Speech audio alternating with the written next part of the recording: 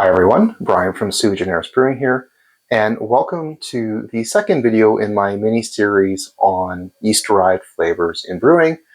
For those of you who didn't see the first video, the quick version of this is I actually teach a microbiology set of lectures on commercial fermentation, including yeast-derived flavors.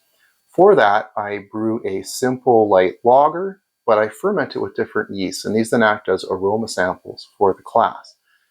I, of course, bottle the bulk for myself, which I typically enjoy on my own, but some of my Instagram followers suggested maybe I should do these on video, so this is the second of these videos.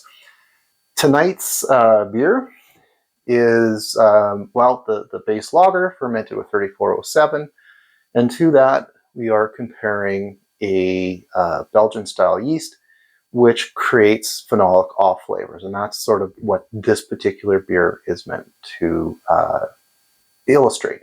Phenolic off-flavors are definitely something near and dear to my heart. These are the clove flavors you see in a lot of Belgian-style ales, as well as in things like Hefeweizen, but it's also the flavors that you get in mixed fermentation, those spicy, leathery, earthy, tobacco-like flavors. Those are all phenol-based flavors, and they all start from the same place.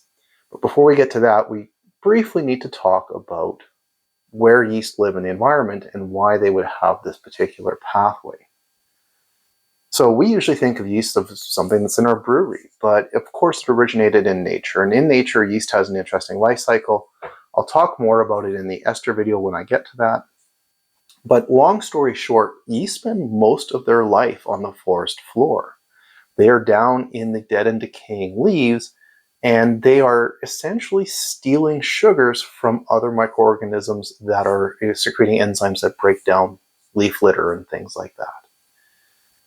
Now, one of the challenges that come with that is plants have in their cell walls a bunch of phenolic compounds whose purpose is, at least in part, to be antimicrobial.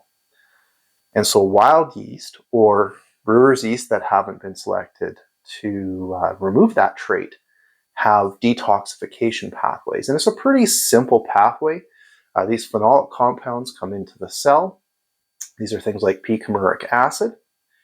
An enzyme called PAD1 creates a very complicated chemical whose name I can't remember at the moment. And this acts as a cofactor for an enzyme called FDC. FDC basically strips a carbon dioxide molecule off of these phenols, and in doing so detoxifies them. Now that's what's going on inside of the yeast to get rid of these compounds, but the effect on us is quite different. That molecule, that carbon dioxide that gets stripped off of that phenolic precursor, really changes the character of that phenol. So those plant-based phenols, we cannot really detect them, we can't really smell them. They really are close to flavorless compounds, at least at the levels you would find in something like a beer. Once you take that carbon dioxide molecule off, you've shrunk down the size of that phenol. It becomes more volatile, meaning it can get into the air, we can smell it, it can get into our taste buds, and that's now an aroma active and flavor active compound. Most of the ones made by brewer's yeast have sort of a clove or spicy character, sometimes can lean a little bit towards black pepper. When you get into Brettanomyces, you can take those initial phenolic compounds that are produced by brewer's yeast and further modify them to create a much broader palette of phenols. And that's where you get those spicy, Band-Aid, barnyard, smoky, leathery type flavors and aromas from. Now this is not Brettanomyces, this is just good old brewer's yeast. So it's only going to make those clove and general sort of spice-like phenols. But let's get to it and let's do the comparison.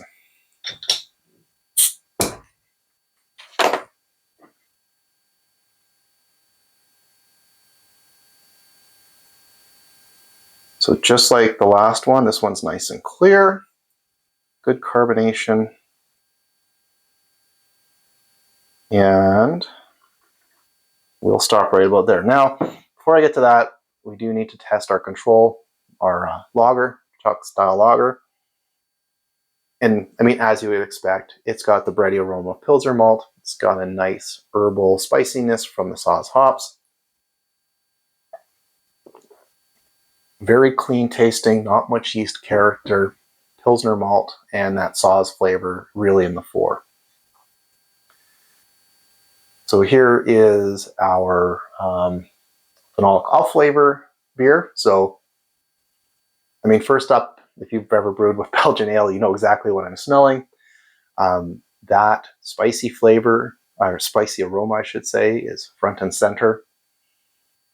It's mostly clove. It's entirely clove. And it's a Belgian strain. There's obviously some esters kicking around in here too. Again, I'm going to talk about esters in a later video. But let's see what it tastes like.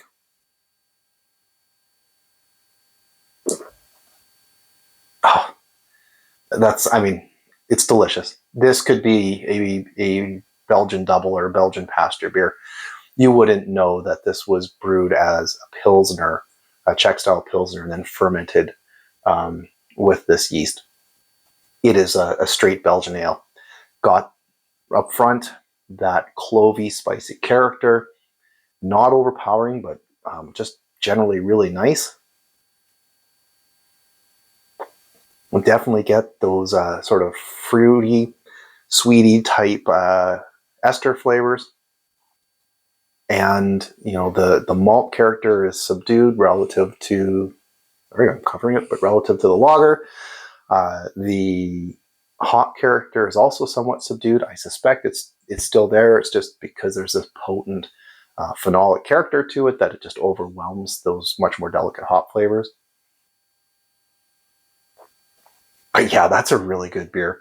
And it's crazy because a lot of these Belgian beers that have this flavor profile are often, you know, 6, 7, 8%. This thing's 4.5%, and yet it drinks just like one of those much more potent traditional recipes. Yeah, so I'll be enjoying that for the next little while, but you don't want to sit here and watch me drink a beer. So that's it for this video. Quite a bit shorter than the first one, but hopefully you found it interesting, if not maybe a little educational.